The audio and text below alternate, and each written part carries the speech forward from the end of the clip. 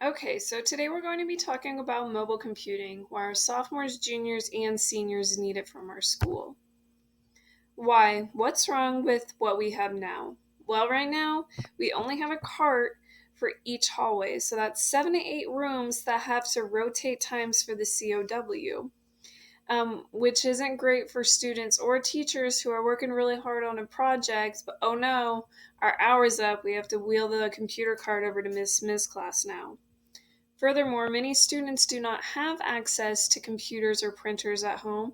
This is an unfair advantage for those who do over those who don't, because those who don't oftentimes don't get as much time to work on homework, or they have to come to school early or stay late to be able to use the printers or the computers. Um, Whereas everything on a tablet we could have saved on a cloud. So any notes that are taken, any papers that are written can all be saved in Google Drive. We can also throw some videos in there, some photos, and tablets can access the internet. Um, the cloud, though, will be accessible anywhere, even if kids don't have Wi Fi at home. It's on a cloud, so they can get on that anytime that they need to. Right now, with our school computers, these kids have zero responsibility. If they break a laptop, no big deal, there's 30 more in the cart. However, if they're assigned their own tablet, they're responsible for it for the whole year. And lastly, and most importantly, our job is to provide for our students. We want them all to be successful in life and to have a head start in the real world by being able to use technology. I don't know. How can we keep this thing organized? Well, it might not be as hard as it sounds. On the first day of school, students will be given a permission slip. They'll have to take it home, they'll have to get it signed. If they don't get it back within a week, no big deal.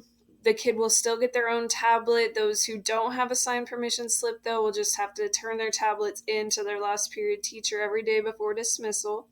They'll still have their own tablet. They don't have to worry about carrying around a hard drive. It's still their personal use for their personal use the whole year. They just can't take it home. Some parents just might not want that hanging over their head. What if my kid breaks this? I don't really have the money to repay the school for this. It's like taking a loan almost. Some parents just don't want to do that, and that's okay. Each 11th, 10th, and 12th grader will be assigned a tablet and a charger for the entire school year within the first week of school and turning them in after finals in May. Each tablet will be numbered and designated for one specific student, and the teacher is accountable for keeping track of these records. If we're going to give our kids the responsibility of keeping track of a tablet the whole year, we as teachers need to have a responsibility to them to at least keep their information organized.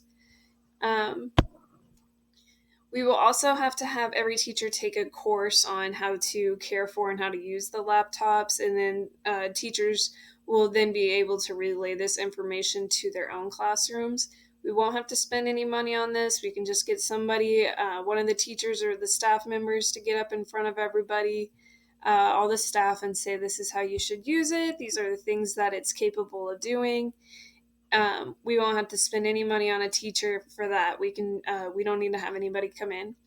Lastly, tablets can only be taken away if serious misuse is observed. Again, these tablets are for our students. They are more or less their personal property for the entire school year. We're not just going to be taking them away. These are for them. This is for their success. You can't just say, oh, this kid's bad. He's acting up. I'm going to take his tablet. You're not grounding them. It's just if they're being abused, you can take them. Um, we want kids to be able to use these whenever they want to. It is their own tablet. I don't know. I'm going to need some more details. That's okay. We will also send with the permission slip a contract. These are some of the things that our contract can cover. There'll be blockers and security. They won't be able to access just any site. They will only be able to use their school email to send emails and to get on social media platforms. We want the kids to be able to use Facebook and YouTube for school, but they will only be able to get on those with their school account. These are for school, they are their personal property, but we're not just using them just for anything at all, just for texting friends. They are for school assignments. Um, Also, we don't want these kids to be able to bring their tablets to practices outside of school. They will be able to keep them in their lockers, though. If you are a coach, tell your kids, make sure they do not bring them out there on the field. Have them leave them in the locker room. They can get them, they can lock them up, they can get them after practice. We will have coverage. This will excuse spills, system failures, normal wear and tear, loss due to natural disaster in case a tornado sweeps away the town or whatever.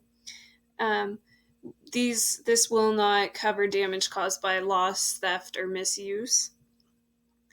Um, the student or parent will have to cover expenses if the tablet is broken or stolen.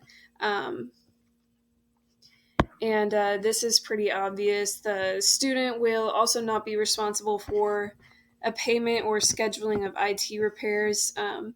Technology has its faults. If something goes wrong, that's not the student's fault. No big deal. We'll have somebody fix it for them. They don't need to pay for this out of pocket.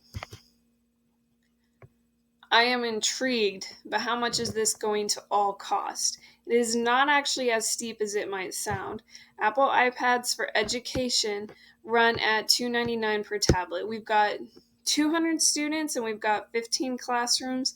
I'm thinking we put 3 backups in each classroom in case a student left theirs at home or their laptop's being repaired right now.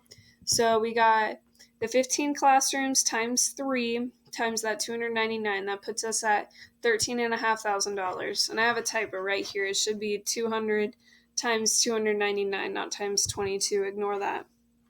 Overall, that puts us in about $73,000. It sounds a little high, but not when you consider this next part.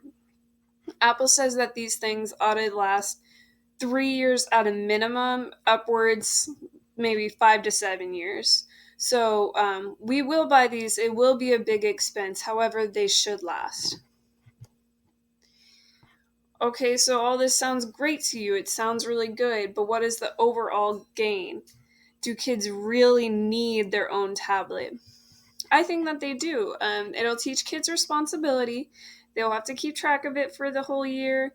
It might not actually be as hard, though, as keeping track of 1,000,000 assignments for 5 different classes. It will also give them a sense of ownership. A lot of kids don't get to have these things at home, but we are making it possible for them to have something that they can't normally. It will also help them to keep up with the times. We all know that technology is very prevalent in today's society, and we want them to be ready for the work world once they leave school. And they will, again, not have to worry about losing assignments or leaving them at home. Kids can also easily contact teacher outside of school with homework classrooms. If a teacher has like a Facebook page, like I discussed earlier, or like I said, all the kids have their own Google accounts, they can shoot their teacher emails or they can post in the Facebook page if they need help outside of school. Um, and finally, this gives all students an equal advantage. We are not favoring one social class over another. We're not favoring one group of kids over another. We're not favoring good kids over bad kids, because these aren't being taken away just at the drop of a hat. Um, so overall, these kids will be taking a lot away from having their very own tablets for their use. Thank you.